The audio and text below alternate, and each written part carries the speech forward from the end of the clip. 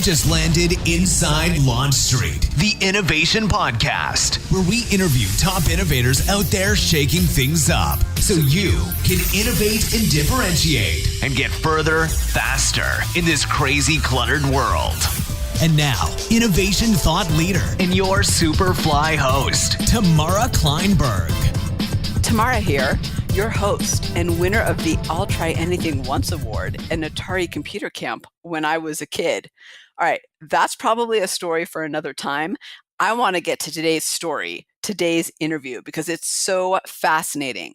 I interviewed Jonah Lupton, who is the founder of SoundGuard, a soundproof paint. That's right, a paint that can actually absorb sound. If you've ever been in a hotel and thought, God, it's so quiet, even though the entire hotel is so booked, his paint is probably underneath there. It's totally revolutionary. And we have a fantastic conversation about what he's learned along the way, what it's like to be that disruptor, how to think of yourself as a disruptor, but also fit into the bigger picture of the industry and what's happening. He's just chock full of incredible advice. I know that you're going to love this interview, so let's get to it. Jonah, thank you so much for joining me today. I'm excited for our conversation. Thank you so much for having me. I appreciate it. Well, let's get to know you. What's the one thing people would be surprised to learn about you? So there's probably a million things that most people don't know about me. I do tend to keep my private life pretty private. I did spend 8 years working in the investment industry before I became an entrepreneur, which I think most people are surprised about. And then the other one that most people are surprised about is I've never been to California. Wait, what? Yep. How is that possible? I haven't done a lot of traveling in my life. Wow. It's funny. I grew up in the Bay Area. So, of course, I don't live there now, but of course, the world revolves around California in my world. I mean, the funny thing is now with my new company, I'm going to be in at least 40 or 50 cities this year, maybe more than that. So I will be in California probably at least every other month, I'm guessing. And I already have trips planned to France and Dubai and Hawaii and all over the world. So as much as I hate to fly, I better get used to it. Yeah, I'm so with you. I actually think I'm going to die every time I go up in the plane, but I have to. I do too. Yeah, I do too. It's horrible. It's really. I heard it all started like I didn't used to have anxiety or panic attacks when I fly. Now I do. If I take Dramamine, it helps. But I remember watching an interview once, and I don't know how credible this person was, but he said something to the effect of, planes are built by the lowest bidders. And I'm like, oh my God. I don't need to know that. Why did you just tell me that? I just, I think there's something in the lack of control also because, every time it's bumpy, I can't do anything about it. And exactly. that freaks me out. I feel like if I was flying the plane, I wouldn't be so anxious. It's the same way when if I'm in a car with someone else driving, I'm that annoying backseat driver that's like, you're driving too close, stay in your lane. So, well, I feel like this is a perfect segue into what you do, because maybe that's why people like you and me do better as starting our own thing than being employees, is because we need to fly the plane. So let's talk a little bit about paint. What inspired you to create SoundGuard, soundproof paint, and talk a little bit about what it is, but I'd also love to hear the journey that got you to where you are today. So, I'm the classic entrepreneur where, okay, let's say this. In the beginning of my entrepreneurial journey, when I left the investment world back in 2011, I was jumping into things that I was passionate about, health and fitness, charity, stuff like that. So I built a bunch of companies and websites and platforms that really served me, I guess, more from a passion standpoint. And then I did that for 4 or 5 years, had some successes. I had a software company that did pretty well. My supplement company was sort of a failure, I guess. And then as I was shutting everything down, I jumped back in the podcast world, trying to figure out what my next adventure was going to be. And I was just honestly trying to figure out how to solve my problem. And that problem was blocking out the noise from my neighbors. Their kids were always running around. It was a townhouse. I was living in North Carolina. And, every night I would have to hear their kids or their music or anything. I mean, it's just very thin walls. So I did some research and tried to figure out what product could I use on the wall to block out the sound. And there just wasn't anything out there that looked like it was easy to use, easy to apply, affordable, non-invasive, meaning that I wouldn't have to open up the walls. I wouldn't have to go to my landlord necessarily. And I'm like, well, why isn't there a paint? Like, has anyone created a paint? And there's a couple companies that have tried it. And so I actually did order their products and use both of their products. Now, they don't call it a soundproof paint. One of them calls it like a noise reduction coating. Another one calls it a sound deadening paint. Oh, that sounds very appealing. Yeah, exactly. And if you go to the website and start digging through all their product specs, you can see that they only guarantee up to a 30% reduction in sound. So I used both products. I was, unhappy with the performance as well as the ease of application, but also the finished texture. Like I wanted a product that would look really nice on the wall and didn't have lots of like little bubbles or didn't have like really heavy texture to it. Like the product, like the sound deadening coating looked horrible on the wall. I mean, not horrible, but like when you got within 12 inches, you could see a lot of texture. And, the hotels and the apartment buildings that we're selling our product to now, they want a level 4 or level 5 finish on the wall. They don't want any rough texture, Well, they have to sell it, so they need it to look good. Absolutely. They want their walls to look beautiful. So I started cold calling on labs around the US, trying to figure out who could help me create this product because I'm not a chemist by trade. And I think on my third or fourth call, I finally got a lab out of Connecticut. It's a small manufacturing company. So they're already in the paints and coating space. They had a couple chemists on staff. And I basically pitched them like, hey, if you can help me create this product, I don't know if we can do it. No one else has ever done it successfully. None of the big paint companies are in this market. So I'm assuming it's going to be really, really hard.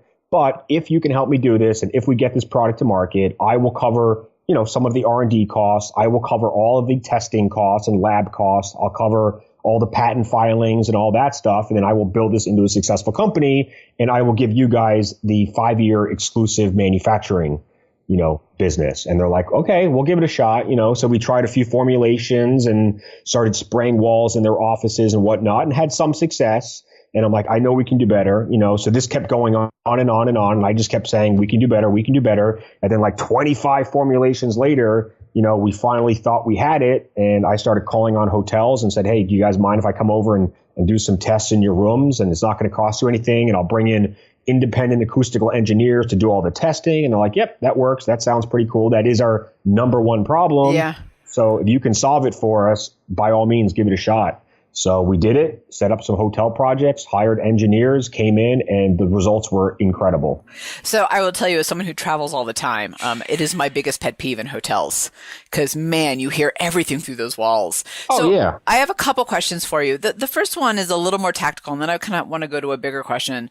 So the first one is, you had said in your story, which kind of made my eyes go a little wide, that you found a lab to partner with, and I don't know if setting expectations is right, but it sounds like you really went in with, hey, we're going to build a partnership here because I need your help.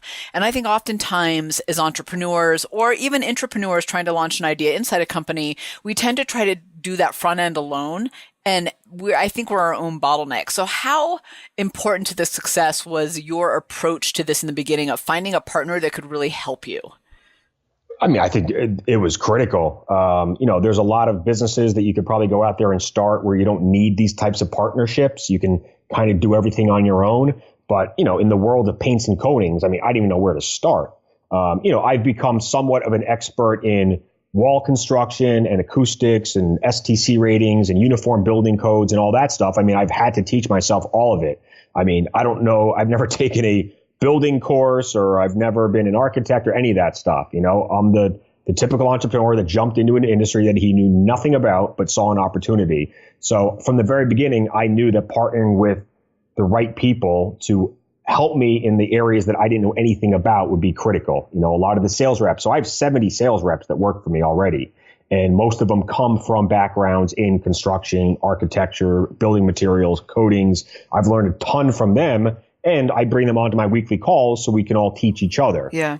I did not want to I never, ever want to set up my own manufacturing facility. I do not want to have to worry about ordering the raw ingredients, the raw materials or the ingredients, mixing it, owning or leasing all the equipment, the tanks, the filters. I mean, all of that stuff.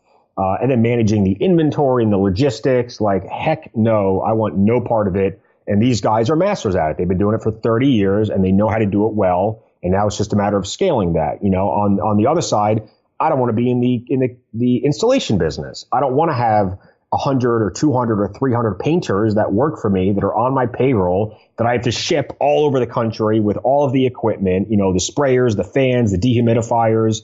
Like, I don't want any piece of that either. Like, I just want to sell the product and make a lot of money doing it. Well, launch shooters out there listening, I would take a pause and just what I'm hearing in Jonah's story, which is so powerful right now, is know your lane, what business you're in, personally, what you should be doing within your work as well are so powerful. So I want to ask kind of a bigger question. So SoundGuard is pretty revolutionary in the paint world. What lessons did you gather along the way when trying to bring something totally new or, just in a different way to an industry that I would say is, and I don't know as well as you do, so correct me if I'm wrong, but really based on incremental excitement. And what I mean by that is like, ooh, new colors. Like, I've done a lot of work in the makeup world, and it was like, how many color reds do we need of lipstick? I know. I mean, it's absurd. And I feel like paint, looking from the outside in, is kind of the same way. So what lessons have you had being kind of that person or bringing that product to market? Yeah, I have one of those Sherwin-Williams paint books with all the different it's colors. Crazy. It's like 2 inches thick, and there's like 6 different shades on each one. It's insane. So, obviously there's some skepticism to this. A lot of the people that first hear about it are like, how is that possible? How can you put something on a wall that's so thin yet get these amazing results? So I knew going into this that I would have to have, credible third-party test reports. That's sort of the first step. And then obviously there needs to be some, testimonials from customers, case studies. And that's a lot of what we're in the process of doing right now, is creating more content, more evidence, I guess, if you want to call it that. I have 15 or 20 projects starting in the next 2 months all over the US and probably the world at this point, depending on when I booked that France and Dubai trip. But, each project, every time I'm on site, it has to be started by me. So whether we're doing a 2-room mock-up for a large hotel just to prove that the product works, or if it's a smaller project and we're skipping the mock-up and just doing a full installation, I have to be there for the first few days just to oversee it, make sure that the crew that we're hiring knows what they're doing, knows how to mix it, spray it, measure it. It's not rocket science, but I don't want anyone screwing it up. And then I will have a professional videographer on site with me to capture as much as possible. So there's going to be 2 types of content to come out of that. One is going to be the promo content. So we'll have pictures and videos of the before and the after, of the wall. And then we'll have, pictures and videos of us actually spraying the product and all of that. And then the most important part is the before and the after sound testing. So if I'm able to, and I tried doing it a couple months ago at a project, but the videographer I hired didn't have a sensitive enough microphone. Oh. But if the guy that I hire, and I'm going to have to be a little bit more picky over the equipment, I guess, has a microphone that can pick up the before and the after decibels, because it's harder so our ears are way more sensitive than any sort of a microphone on a video camera, or at least that's what I've gathered so far. So when I'm in a room and there's sound coming through the wall from the test, I can hear it with my ears, but the video camera was not picking it up. Yeah. So because it's like indirect noise. I don't know if that's what I call it. It's coming from another room. That's also true for me and my family, because we could be in the hotel in the middle of the night. I'm like, is that water dripping in the faucet in the room next to us? What is happening? But, I think what's interesting, Jonah, what I wrote down as you were talking about what you said is, it sounds like what you really figured out is, what are those qualifiers that are going to take that unnecessary fear out of the conversation? So when you're out there selling, that there are certain things that you need to check off for the potential buyer to be like, okay, this is credible, this is real, I'm open to this conversation. Right. Like, there is like, back to the skepticism, the problem is so obvious. Everyone in the hotel space, the apartment space, office buildings, dorms, those are like our 4 big markets. The people that run those properties, own those properties. Noise complaints are just an issue they have to deal with on an ongoing basis. So, when our most effective marketing strategy right now has been cold emails. Because they're ready for it. Absolutely. Yeah. And I put in the subject line, I put in reducing noise complaints at your hotel or at your apartment property. And I get like a 30 or 40% open rate. And I get a ridiculous number of replies and phone calls, from either the general manager, or the general manager forwarded it to the owner or the director of engineering. And they call me and they're like, what is this stuff? Like, if this is really legit, we could definitely use it. Now, the tricky part with hotels is they're on these renovation cycles of like every 6 to 8 years. And sometimes they just renovated last year. So the idea of them repainting all their rooms a year later is not viable. So you might have to wait a few more years. Apartments are a little bit easier because they're constantly repainting rooms when people move out before new people move in. So that's like ongoing business. Schools are tricky because you only get the dorms and the student housing open in the summertime. So, but now is when you start planting that seed, you start to get everything in place. And then once the kids move out in June, you're ready to go and you're ready to start spraying. So the thing about your email that actually was a great reminder for me and for launch treaters out there listening is I think why it's getting such a great open rate is you're addressing their pain versus it being about you and the benefit, reduce noise, 100%, 80%, whatever.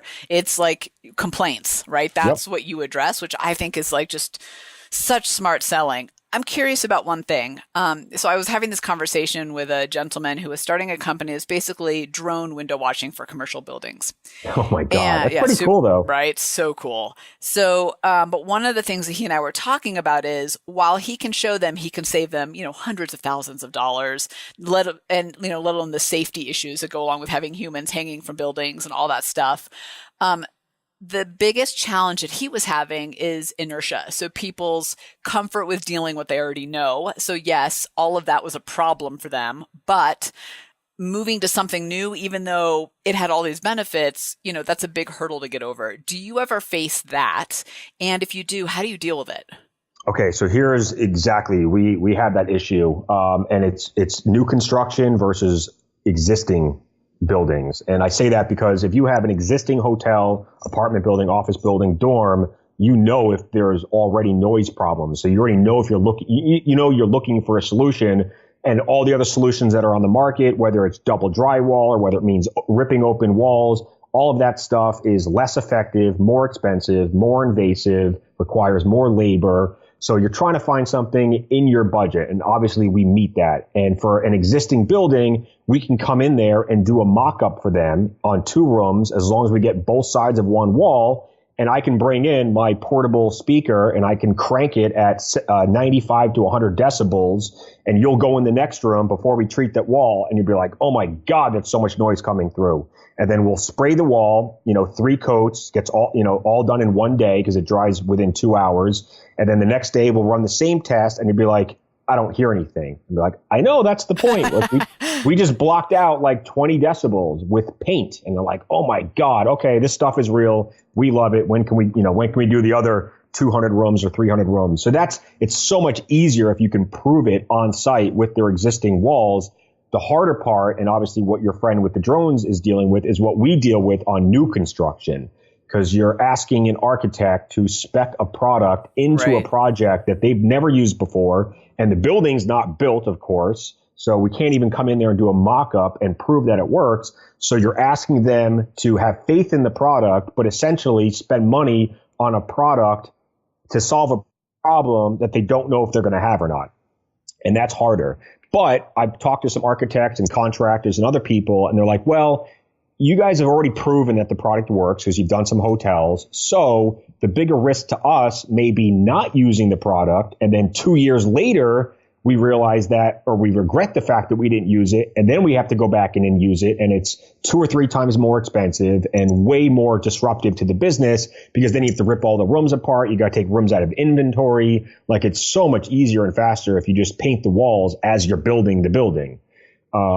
So that's sort of, that's how I turn it around on them is, guys, listen, yeah, it is a risk to use a product that you've never used before. I get that. But what's going to happen if you don't use the product and then your developer comes back to you in 2 years and is like, hey, did you know that soundproof paint was around in 2018 when we were finishing up the specs? Like, can you tell me why the hell you didn't spec it in there, or at least give me the option of using it? Right, because now I got to spend all this money to redo it. Yeah, absolutely. You said something that kind of blew my mind, though, which is the whole, just having the faith in that your product works isn't enough to sell it.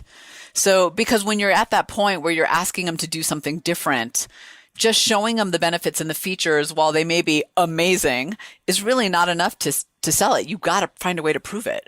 Right. And I'm confident about what we're doing because I know the product works and I know it solves a need, but I've always been the guy, whether I was in finance or any of my other startups, like, my whole thing is, under promise and over deliver. I will never over promise or oversell this to someone and try to pretend like it's magic paint that's going to solve all of their problems. I had a guy yesterday call me. He's running a hotel in San Antonio. It's 12 stories and they're big. They do have room to room noise. So that is hopefully going to be part of the mock-up that we're doing in a couple, next month. But he's like, yeah, our biggest problem is on the 12th floor. So we have 2 elevator shafts and we have rooms up against the elevator shafts. And they didn't do any soundproofing or double drywall. So you essentially have a shared wall between high-speed elevators and people trying to sleep. I've been in that room. Yeah. And I'm like, honestly, I don't know if our product would help or not. I don't think if we, because the way that our product works, it's essentially like pretend it's like a vinyl or rubberized membrane going on the wall that's blocking, stopping, deflecting sound. The product itself is less than 1/10 of an inch thick. It's like 5/10 of an inch. No, like 5/100 or 5/100 of an inch thick. It is really, really, really thin. There's just not enough density and mass there to absorb sound. Meaning, like if I was in my hotel room and the walls are painted, I could scream and the people on the other side of the wall would not hear me. But if I started banging on it, they would probably still hear that. And that's the problem with elevators. That's vibration. That's different. Exactly. That's the impact noise. So I told him, like, I don't think spraying the inside of the hotel room that shares the wall is really going to stop the elevator noise from coming into the room. But I don't really want to be hiring crews to be getting into elevator shafts and spraying the product because I honestly have no idea if it's going to work. And if it doesn't work, I've just taken on a project that I can't deliver on, and then you're unhappy, and I don't know who you're going to tell. And I've just created a little bit of a potential PR nightmare for what? Like, what was my upside to that? Like, one more customer. That's it. Yeah. And a small customer, I mean, there's other hotels out there that have elevator problems. So I get it. Like, if it did work, then yes, I do have other customers lined up with the same elevator problems.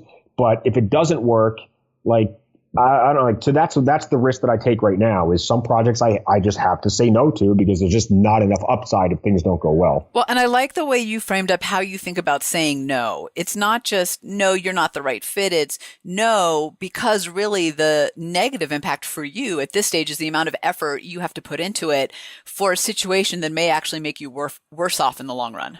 Correct. So right now, like you said before, I'm staying in my lane. I know what our sweet spot is. It's walls and ceilings where they're looking to block traditional airborne noise, voices, music, TV, all that stuff. And that's really where I'm focused right now, at least for the next 2 or 3 months until we get 15, 20, 25 projects done. They all go well. They're all happy. They all love us. Then I can sort of open this up to distributors and dealers and other types of people that, so if you're that hotel owner with the elevator problem, like I'm not coming to your property and doing the mock-up because at that point, there's just not enough there for me to get excited about. If you want to go buy the product from a distributor and go hire a contractor and try it on your own, God bless you. If it doesn't go wrong, I don't necessarily, I care, but it won't affect my business. Like there's no, I already have 25 successful projects. If that elevator shaft doesn't go well, it doesn't affect my,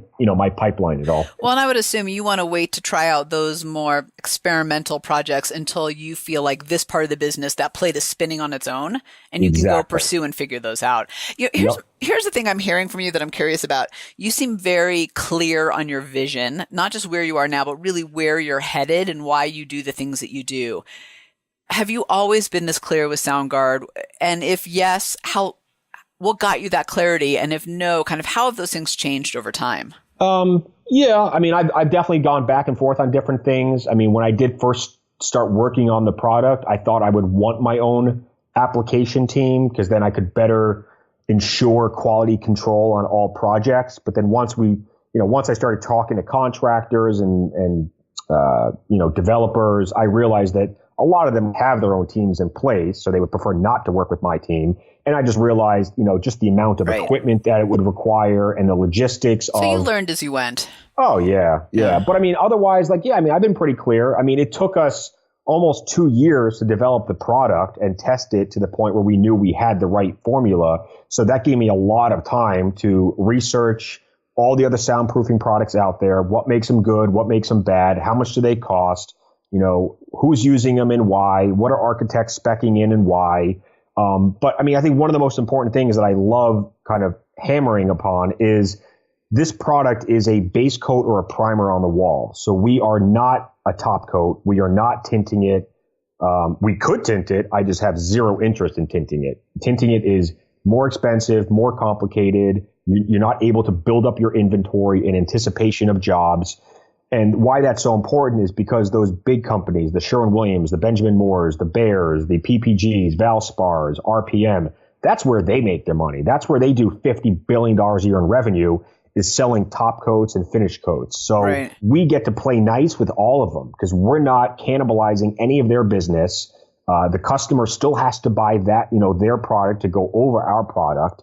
So, not only do we get to partner with all those great companies and distribute through their ecosystems, but I think it sets us up at some point to be acquired by one of them for a lot of money because they can take our product, plug it into that ecosystem, and 10x revenues like overnight.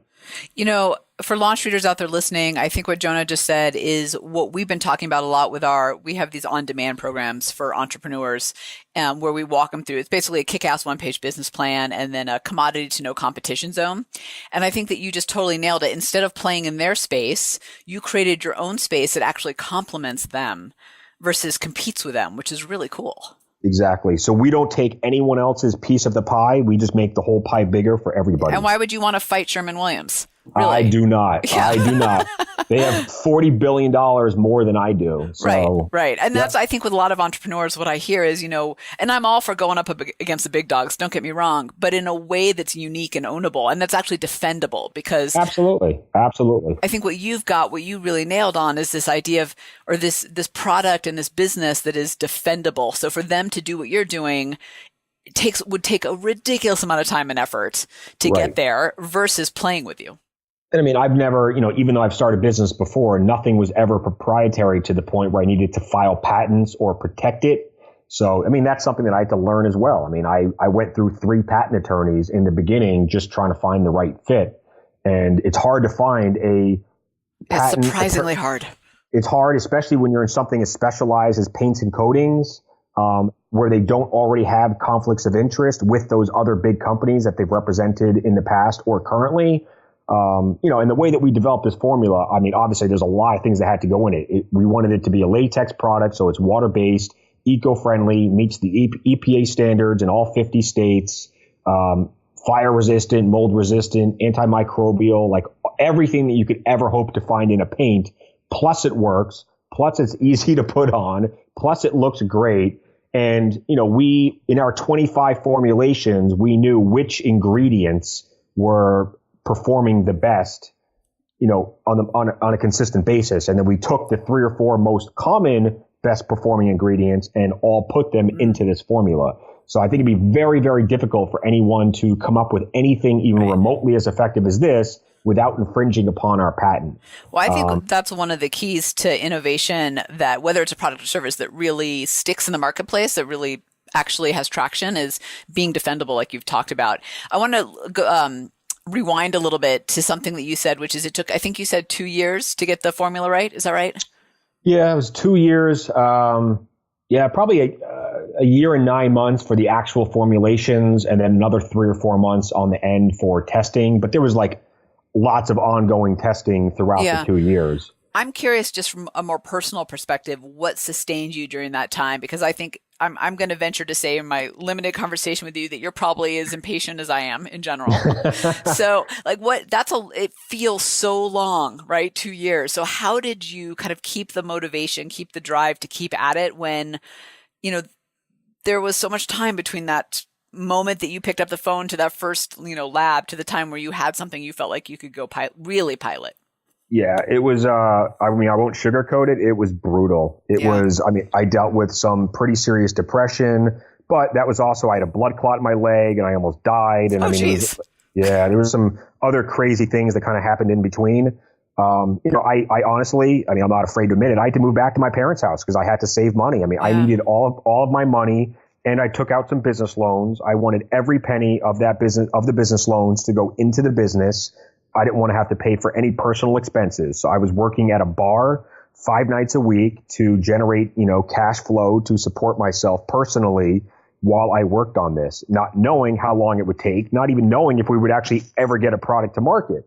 And that was, it did. It required a lot of patience, a lot of faith, just a lot of conviction that if we got it, it was such an enormous opportunity, like a once in a lifetime chance for me to legitimately build a company that could be worth $1 billion someday.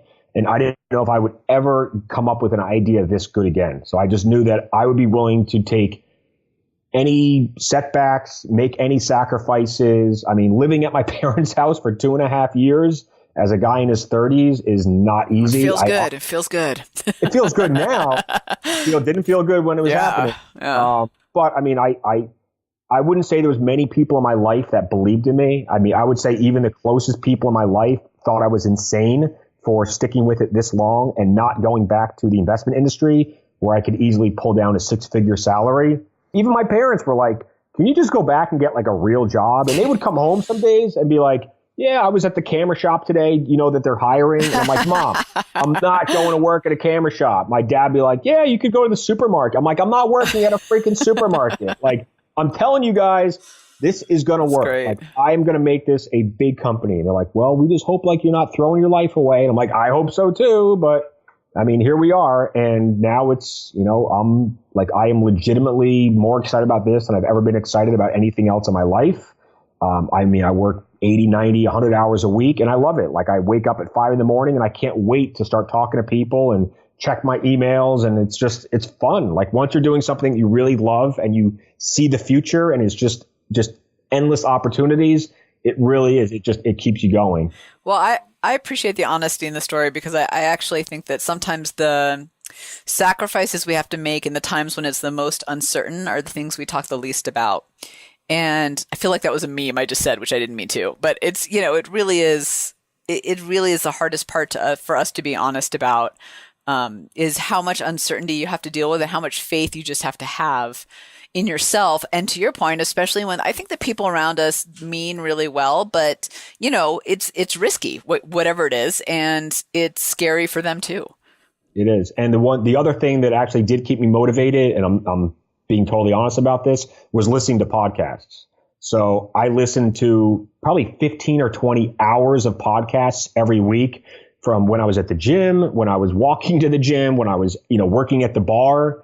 I would always have the little the Apple AirPods in my ears, listening to podcasts all the time and just listening to other entrepreneurs talk about their struggles, the setbacks and the negative stuff that they had to overcome to build their successful company. So hands down, I love what you're doing. I ran a podcast for a couple of years too. And, to hear other people's stories and adventures and just what they had to overcome made me, kept me motivated. It made me realize like, okay, I'm not on an island by myself. Other people have been through this crap before. And if I can just stick it out, what did Michael Jordan say today? The roof is the ceiling or something funny. He screwed it up, but no, there is it's a journey. Like the entrepreneurs now in my network, like now they're all, I don't know, congratulating me on what I've done. But it's like, where were you guys the last 2 years when I was like struggling and depressed? But I'm not one of those guys that like reaches out and asks for help and support. I guess I'm self-motivated. Yeah, I think it's a great thing for us to talk about. And I will tell you, I'm with you on the podcast. I listen to a ridiculous amount. I'm always looking for new ones. My team and I are always sharing ones that we listened to that we thought were really powerful. And I think the best $10 purchase I ever got was a little speaker for my shower so that I can listen to them the minute I get up and get in the shower. That's how like addicted to podcasts I am. No, it's true. Like I always bring my phone in the bathroom and I turn on a podcast and I put it on speaker. But once you're in the shower, you can't hear it that well. No, I invested it's $10. So if it breaks, in a couple of months, I'll just buy a new one. No big deal. But I will tell you because, shower time is there's something powerful about just being in the shower in the water, right? Like you're alone in your thoughts. But, I get to start with my motivational podcast. That's a good idea. I actually like that. I'm totally with you. Is it Bluetooth? Yes. Does it run? No, it's Bluetooth. Cool. Yeah. And there's a million of them on Amazon. They're easy to find. Before I ask you the last question, where can people go to learn more about SoundGuard and connect with you? So if you just go to Google and type in SoundGuard, I mean, you'll find us. We're the first result, or you can go to our website, soundguard.io. Or Google soundproof paint and you'll find us. That's awesome. I love it. What's one piece of advice for launch treaters out there hoping to launch something? It's funny, when I wrote this question, I wrote revolutionary like you did, but I also want to add in defendable too, because I think you did that better than I've seen in a long time. Thank you. Oh God, I wouldn't even know where to begin on advice. There are so many things I could say. I will say the first few companies that I started after I left the investment world, I did have co-founders. And I realized very quickly, I'm not the type of person that should have a co-founder. You and me both.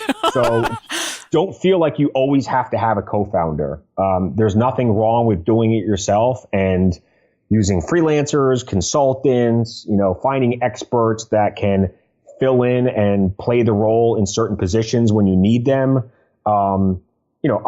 I am still a one-person company. Now, granted, I have 70 sales reps out in the field. I have my manufacturing partners, and I have a lot of other people that I work with. But I'm honestly setting up payroll this week. And now I am in the process of hiring 2 executive assistants and an internal marketing person. But, for the first 3 years, I really ran everything myself. So, and a co-founder, honestly, I think a co-founder would have caused more harm than good. Yeah. I guess that's I see so many people looking for co-founders, and I don't think you necessarily have to. I don't think not every company needs more than one owner. Yeah, I have had a couple other businesses where I had co-founders and they always fell apart. And the common thread between that is actually me. So I don't do well with I do great with partnerships. I don't do well with that co-founder. I'm the same way. Yeah, it's not my thing. Yep. So I love that you mentioned that. I'm sitting here smiling. So I'm like, oh my God, I remember those days. Here's the challenge I want to put out to all launch treaters, though, because I'm going to start doing this. If you are like me and you travel and stay in a lot of hotels, or you live in a condo with a million other people in the high rise with you, and you are fed up with the noise, I want you to go down to the management, to the operators, whatever it is, and I want you to tell them about SoundGuard, because you could make your life a hell of a lot easier if they just knew about it.